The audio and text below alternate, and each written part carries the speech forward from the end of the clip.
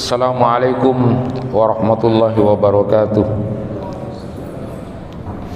Alhamdulillahi rabbil alamin wa bihi nasta'inu ala umuri dunya waddin. Asyhadu an la ilaha illallah wahdahu la syarikalah wa asyhadu anna Muhammadan abduhu wa rasuluh. Allahumma salli wa sallim ala nabiyyina Muhammadin wa ala alihi wa ashabihi ajma'in. Rabbi shrah li sadri wa yassir li amri wahlul 'uqdatam min lisani yafqahu qawli. Amma ba'du. Bapak dan Ibu jamaah kuliah subuh yang dirahmati Allah, dalam Mu'jam Al-Kabir, Ibnu Abbas radhiyallahu anhuma berkata,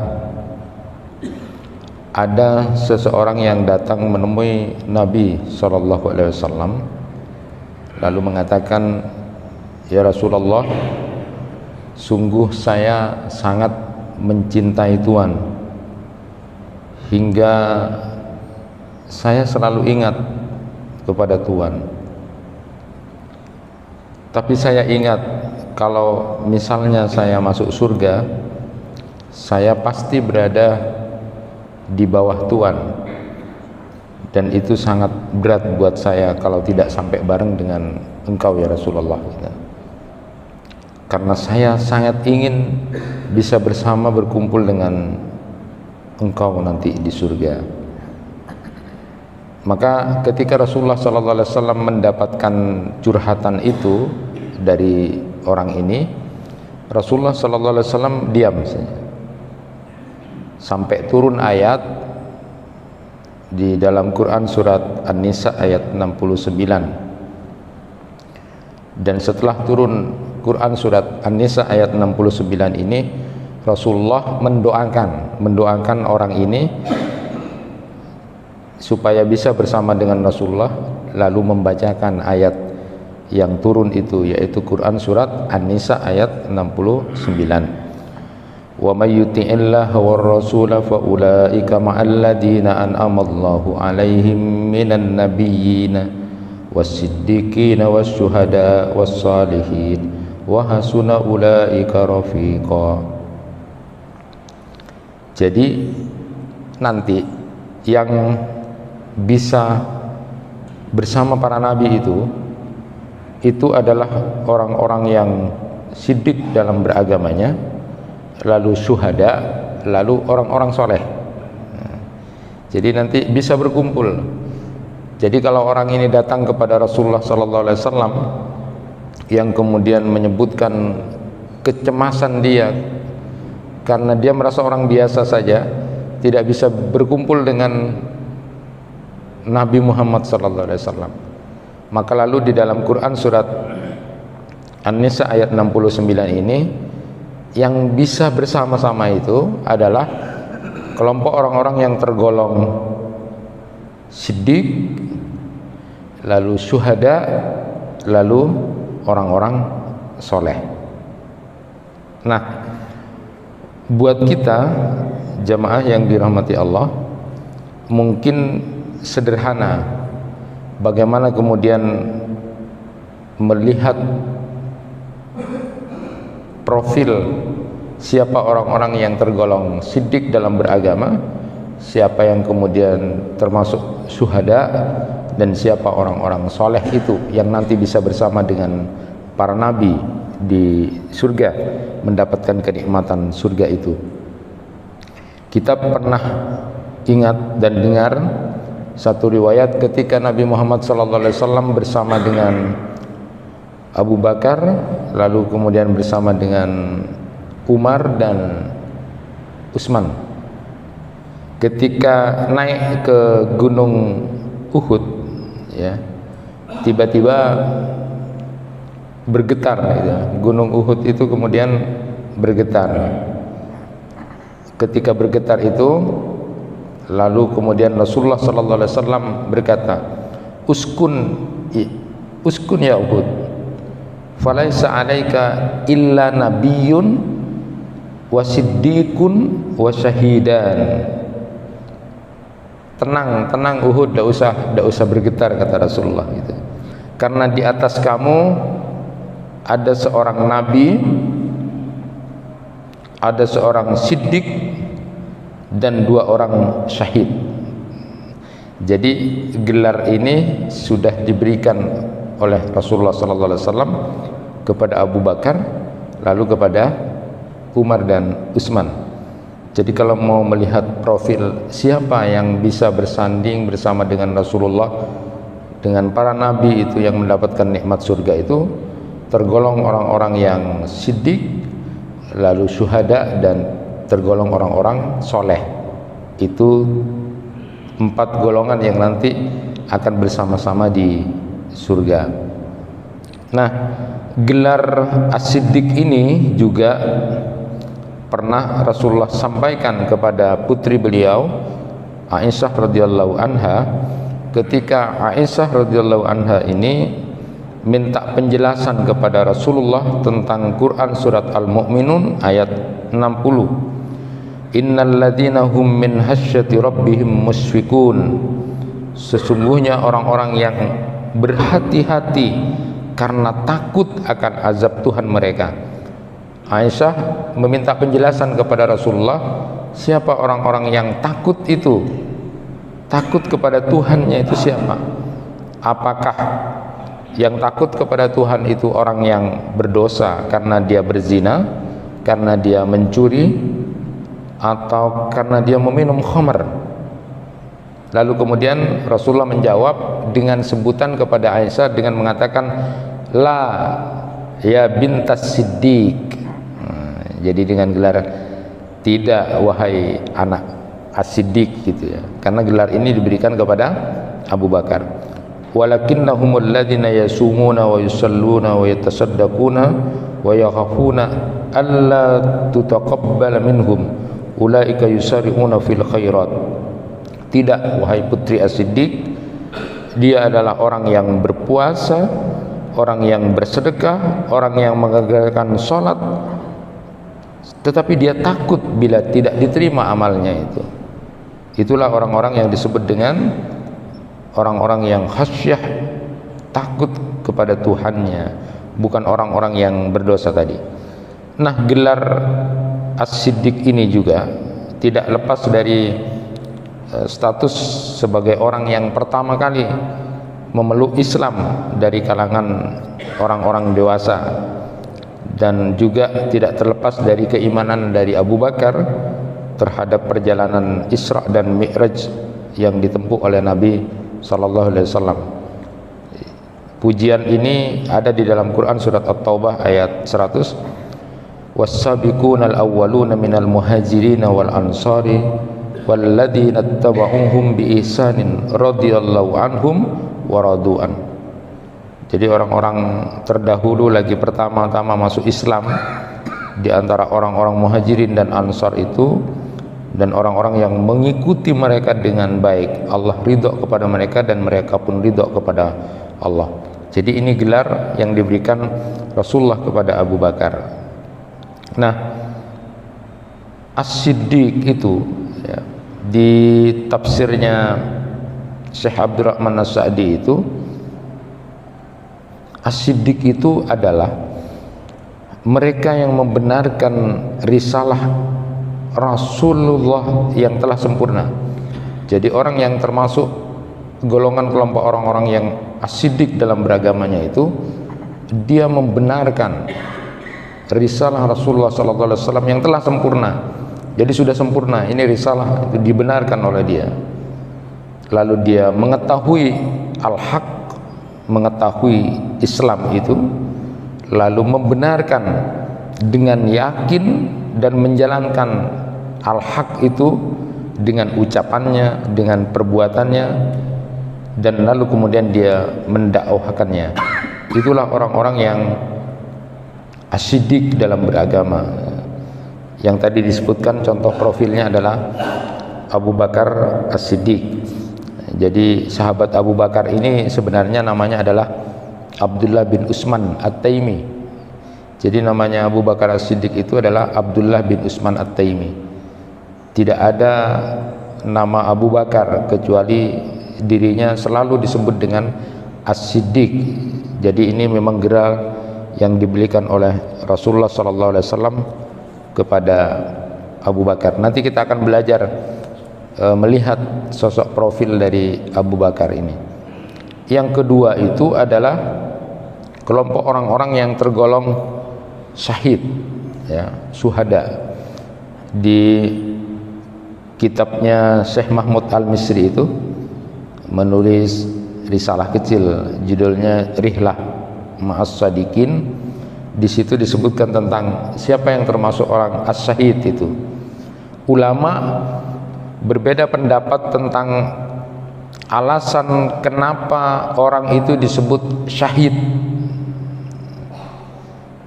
Ibnu Hajar Al-Asqalani itu menyebutkan ada beberapa pendapat tentang syahid itu.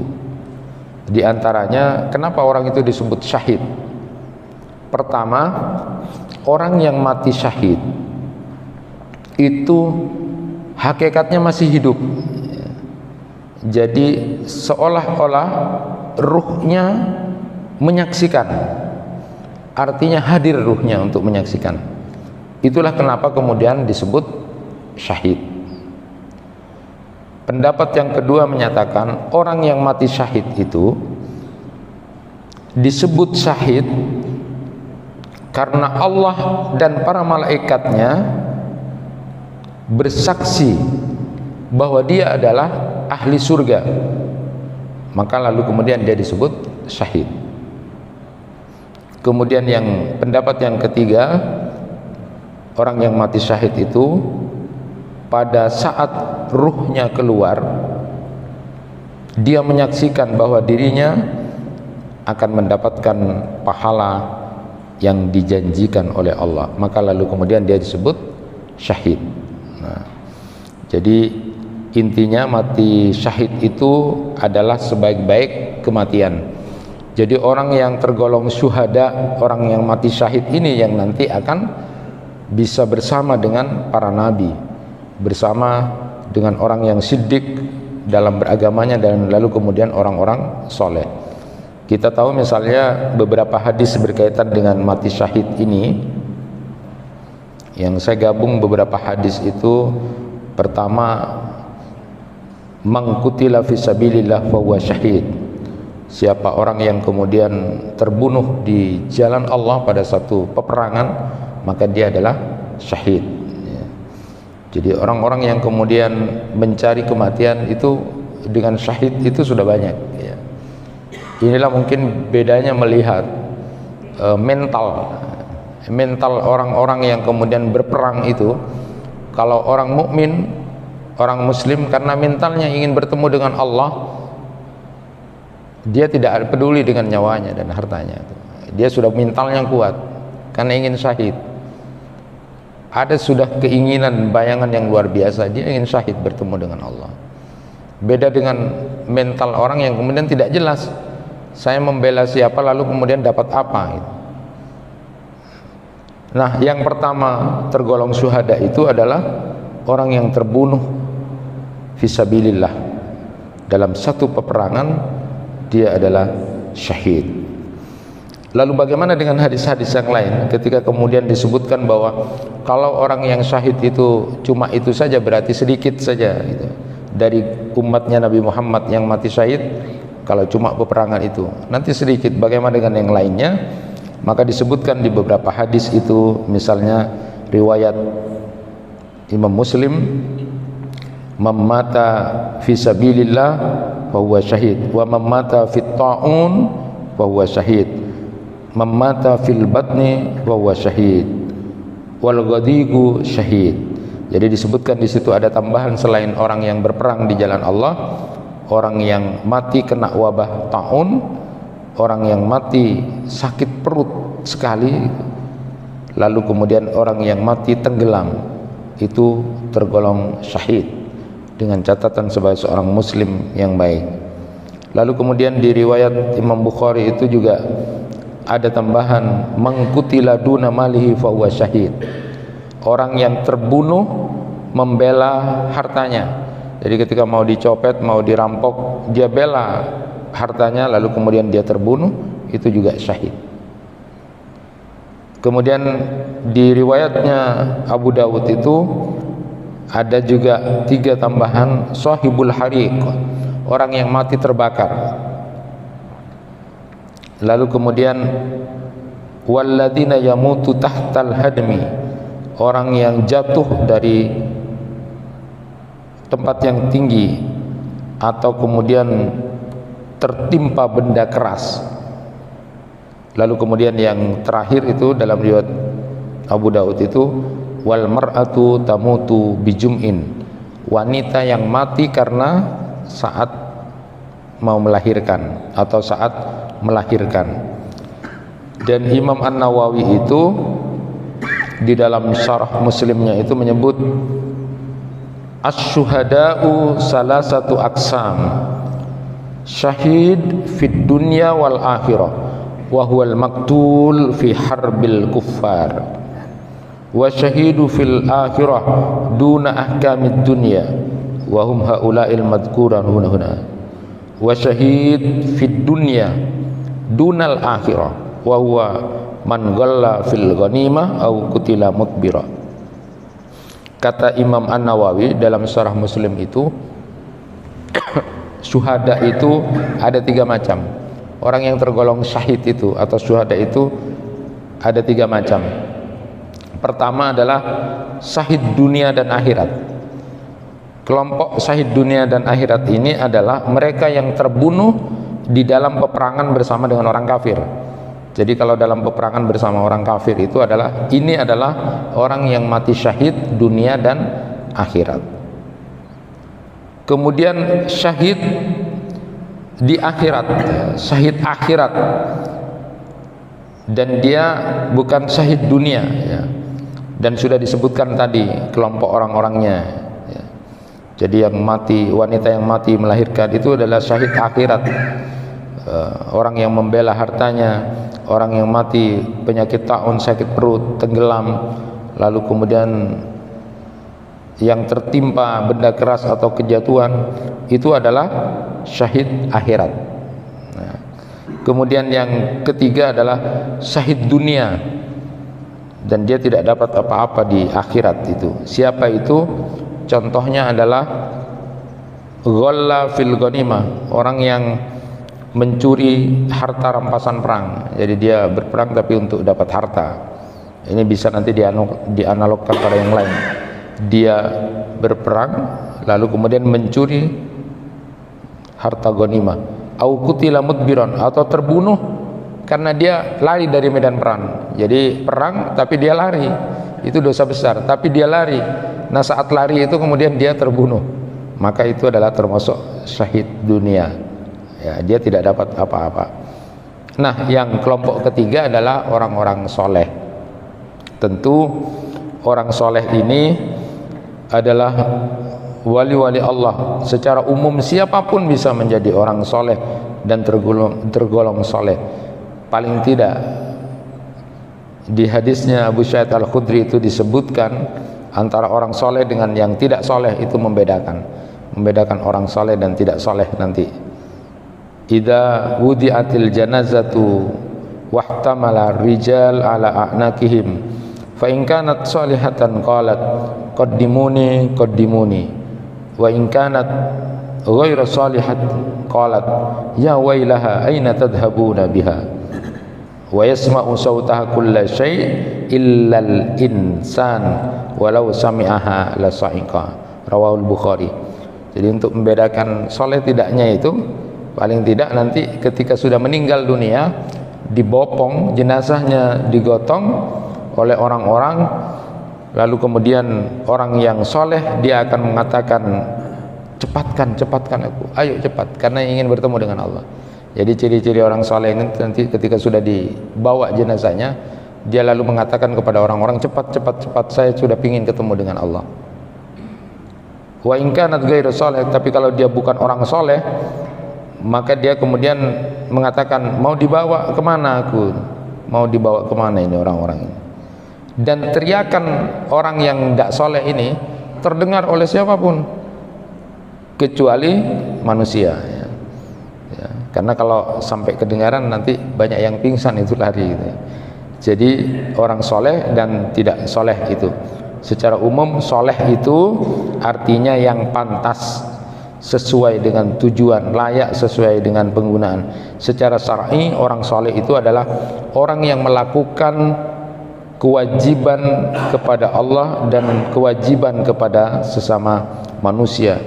Dan orang soleh itu selalu melandasi ucapannya, perbuatannya, dan bahkan lintasan hatinya sesuai dengan syariat. Itulah dia orang-orang yang soleh. Nah, sekedar belajar dari apa yang dilakukan oleh Abu Bakar As-Siddiq sehingga kemudian mendapat gelar As-Siddiq ini dari Rasulullah SAW, dan kita mengetahui bahwa Rasulullah SAW menyebutkan orang yang pertama kali masuk surga dari umatnya Nabi Muhammad adalah Abu Bakar As-Siddiq. Amma innaka ya Abu Bakar awwalu may yadkhulul jannata min ummati. Adapun kamu wahai Abu Bakar, sesungguhnya engkau adalah orang yang pertama kali masuk surga dari umatku. Dari umat ini adalah engkau, Abu Bakar. Jadi Abu Bakar itu mendapatkan keistimewaan, disebut oleh Rasulullah SAW menjadi orang yang pertama kali masuk surga. Dan bahkan di riwayat yang lain, Abu Bakar As-Siddiq ini orang yang kemudian akan masuk surga dari pintu mana saja. Jadi dari pintu mana saja. Ketika Rasulullah menjelaskan bahwa pintu-pintu surga itu akan diberikan pada orang yang ahli sholat, ahli puasa, ahli jihad, ahli sedekah. Lalu kemudian Abu Bakar bertanya kepada Rasulullah, adakah orang yang bisa masuk dari semua pintu itu ya Rasulullah? Lalu kemudian Rasulullah menyatakan, aku berharap salah satunya adalah kamu. Ada orang yang seperti itu dan aku berharap engkau adalah salah satunya. Jadi ini adalah pujian Rasulullah kepada Abu Bakar As-Siddiq, ya. Jadi kalau dengan demikian yang bisa kemudian berkumpul, siapapun yang bisa berkumpul dengan para nabi itu nanti di surga mendapatkan kenikmatan itu adalah orang-orang yang jujur dalam beragamanya, yang digelar prototipenya itu adalah Abu Bakar. Lalu adalah as-syuhada, orang yang tadi disebut mati syahid. Lalu yang ketiga adalah golongan orang-orang soleh. Nanti pada kesempatan yang berikutnya kita akan bahas siapa orang-orang soleh itu dalam kategori ciri-ciri yang sudah disebutkan di beberapa ayat Al-Quran dan hadis Nabi. Tetapi belajar sedikit dari Abu Bakar As-Siddiq yang mendapatkan prestasi terbaiknya menjadi umatnya Nabi Muhammad yang pertama kali masuk surga, dan masuk dari pintu mana saja itu. Abu Bakar pertama adalah punya semangat beramal yang tinggi. Di dalam Quran surat Al-Baqarah ayat 271 disebutkan, in tubdus sadaqati fani'immahi wa in tuhfuha wa tu'tuha al-fuqara fa huwa khairul lakum. Jika kamu menampakkan sedekahmu, maka itu baik. Jika kamu menyembunyikannya dan kamu berikan pada orang-orang fakir, maka menyembunyikan itu lebih baik lagi bagimu. Dan Ibnu Katsir kemudian menjelaskan ayat ini berkaitan dengan Abu Bakar dan Umar yang keduanya berlomba untuk memberikan sedekah. Jadi Umar memberi separuh hartanya, sedangkan Abu Bakar As-Siddiq seluruhnya. Dan terkenal dengan ucapan ketika ditanya, lalu apa yang kau tinggalkan untuk keluargamu? Lalu Abu Bakar menjawab, aku tinggalkan untuk mereka Allah dan Rasulnya. Maka Umar bin Khattab lalu mengatakan, la asbikuhu ila syai'in abada. Selamanya aku tidak dapat mengalahkan dalam hal apapun kepada Abu Bakar, katanya Umar. Sehingga pada satu kesempatan Nabi SAW menyatakan, inna amanan nasi alayya fi malihi wa suhbatihi Abu Bakar. Sungguh orang yang paling banyak berkorban untukku dalam harta maupun persahabatan adalah Abu Bakar. Jadi yang pertama, prototip profil dari Abu Bakar itu adalah beliau itu memang sangat kompetitif dalam beramal. dia semangat sekali dalam beramal, semangat sekali dalam beramal, berkompetitif dengan saudara-saudaranya yang lain. Ya, bahkan kemudian Rasulullah pun memuji bahwa pengorbanan harta dan persahabatan yang dilakukan oleh Abu Bakar itu luar biasa. Kemudian yang kedua, di profil Abu Bakar ini suka terkumpul banyak amal dalam satu waktu itu. Jadi variatif sekali amal yang dilakukan oleh Abu Bakar. Jadi cerita yang masyhur sudah sering kita ulang dan dengar ketika Rasulullah SAW bertanya, "Man asbaha minkumul yawma sha'iman?" Qala Abu Bakar ana. Siapa yang hari ini puasa, kata Rasulullah. Lalu kemudian dijawab, "Saya ya Rasulullah." "Faman tabi'a minkumul yawma janazah?" Qala Abu Bakar ana. Siapa yang ngantar jenazah hari ini? Saya ya Rasulullah.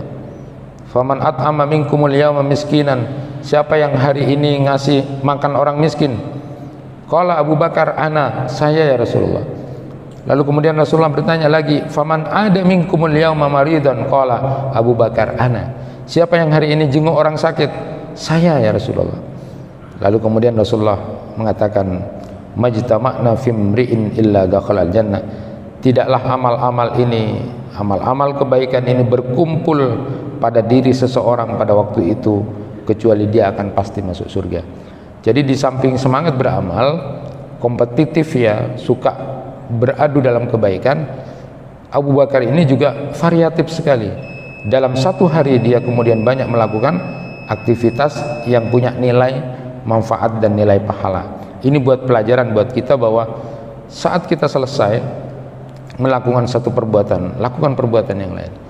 Dalam konsep dalam Al-Quran itu, faida farakta fansab. Jika kamu sudah selesai melakukan sesuatu, lakukan yang lain. Jadi kalau dalam bahasa tafsir itu ada yang menyatakan, udah salat wajib, salat sunat lagi. Udah salat sunat lalu kemudian ngaji lagi. Setelah ngaji nolong orang, setelah itu bantu orang dan sebagainya. Ini bagian dari variatif melakukan amal seperti prototip yang dilakukan oleh Abu Bakar. Dan yang berikutnya, Abu Bakar itu terkenal sebagai pemaaf dan lemah lembut.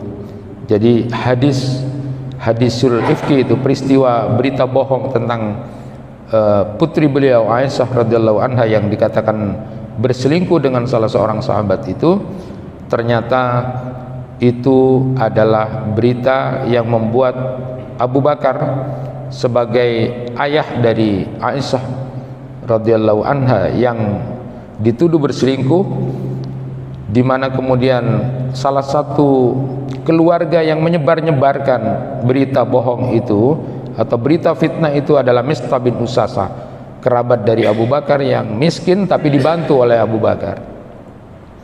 Itulah yang kemudian secara manusiawi wajar kalau Abu Bakar marah gitu kan, marah. Ini orang dibantu-bantu tapi kok menyebar-nyebarkan fitnah, menjelek-jelekkan gitu. Nah, itulah kemudian turun ayat Al-Quran surat An-Nur ayat 22 yang kemudian mengingatkan kepada Abu Bakar yang sempat bersumpah untuk tidak membantu lagi Mistah bin Usasah. Allah Subhanahu wa taala menawarkan, wala ya'tali ulul fadli minkum was-sa'a ay yu'tul qurba wal masakin wal muhajirin fi sabilillah wal ya'fu wal yasfahu ala tuhibbuna ay yaghfirallahu lakum wallahu ghafurur rahim. Jadi ditawari oleh Allah, jangan kamu bersumpah untuk tidak membantu kalau kamu diberikan rezeki keluasan oleh Allah untuk membantu kerabat kamu, untuk membantu orang-orang miskin dan muhajirin fi sabilillah. Maafkan, kata Allah, maafkan dan lalu lapang dadalah kamu. Apakah kamu suka akan diampuni oleh Allah? Maka lalu kemudian Abu Bakar memilih dapat ampunan dari Allah, sehingga di satu riwayat disebutkan bahwa Abu Bakar kembali untuk memberikan bantuan kepada Mistah setelah ada kabar bahwa berita perselingkuhan itu adalah bohong. Lalu Abu Bakar mengatakan, bala wallah inni la uhibbu ayyaghfirallahu li, faraja'a ila Mistah alladhi kana yujri alaih. Demi Allah, sungguh aku lebih suka Allah mengampuni dosaku kemudian beliau kembali memberikan nafkah kepada Mistah bin Usasah. Abu Bakar juga dikenal selain pemaaf adalah orangnya lembut, ya. Saat perang Badar selesai, Rasulullah SAW berunding, ini para tawanan ini mau diapakan ini? Kalau Umar langsung mengatakan, udah bunuh semua aja ya Rasulullah, daripada nanti jadi masalah gitu, bunuh aja semuanya, kata Umar. Tetapi Abu Bakar justru mengatakan, ya Nabi Allah, hum banu al-am wal asira, ara an ta'khudha minhum fidyah fatakunu lana quwwatan alal kuffar fa asallahu ayyahdiyahum lil Islam. Wahai Nabi Allah, mereka itu adalah anak dari paman dan keluarga kita. Aku memandang bila mereka cukup diberi denda saja, sehingga nanti dapat memperkuat kita dalam menghadapi orang-orang kafir. Mudah-mudahan Allah memberi hidayah kepada mereka agar masuk Islam. Itu pendapat dari Abu Bakar As-Siddiq. Jadi lembut sekali. Nah, jadi pemaaf, lembut, kompetitif dalam beramal, lalu kemudian variatif dalam beramar. Dan yang terakhir, Abu Bakar ini memang dikenal sebagai orang-orang yang jujur. Di beberapa tafsir itu, ulama tafsir seperti Imam At-Tabari, Ibnu Jarir, ayat-ayat yang berkenaan dengan orang jujur, siddiq, di beberapa ayat-ayat Al-Quran itu semuanya mengarah kepada Abu Bakar As-Siddiq. Jadi di dalam Quran surat Az-Zumar ayat 33, At-Taubah 119. Jadi walladzi jaa bis-sidqi wa saddaqa bi ulaika humul muttaqun. Itu di Az-Zumar ayat 33. Kemudian di At-Taubah 119, ya ayyuhalladzina amanu taqullah wa kunu ma'as shadiqin. Itu semuanya mengarah kepada Abu Bakar. Sehingga prototip jujur ini memang ada pada Abu Bakar. Jadi inilah beberapa sifat karakter dari Abu Bakar sehingga dapat pujian dari Rasulullah sebagai umatnya Nabi Muhammad yang pertama kali masuk surga dan masuk dari pintu mana saja, karena dia adalah ahli amal, dermawan, sosial, suka berkorban fisabilillah, pemaaf, lembut, dan penuh dengan kejujuran, integritas dalam dirinya. Mudah-mudahan apa yang kita sampaikan pada kesempatan kali ini, bahwa orang yang bisa berkumpul dengan para nabi itu di surga, ternyata bukan cuma para nabi dan rasul, tapi juga bisa berkumpul dengan orang-orang yang tergolong siddiq dalam beragamanya, lalu syuhada, mati syahid, lalu kemudian orang-orang soleh. Mudah-mudahan kita termasuk di antara golongan itu, sehingga bisa bersanding dan bersama dengan baginda Nabi Muhammad sallallahu alaihi wasallam. Allahumma inni as'aluka imanan la yartad wa na'iman la yanfad wa murafaqata nabiyina Muhammad sallallahu alaihi wasallam fi a'la jannatil khuld. Itu yang bisa disampaikan, mudah-mudahan bermanfaat. Kurang lebihnya mohon maaf. Assalamualaikum warahmatullahi wabarakatuh.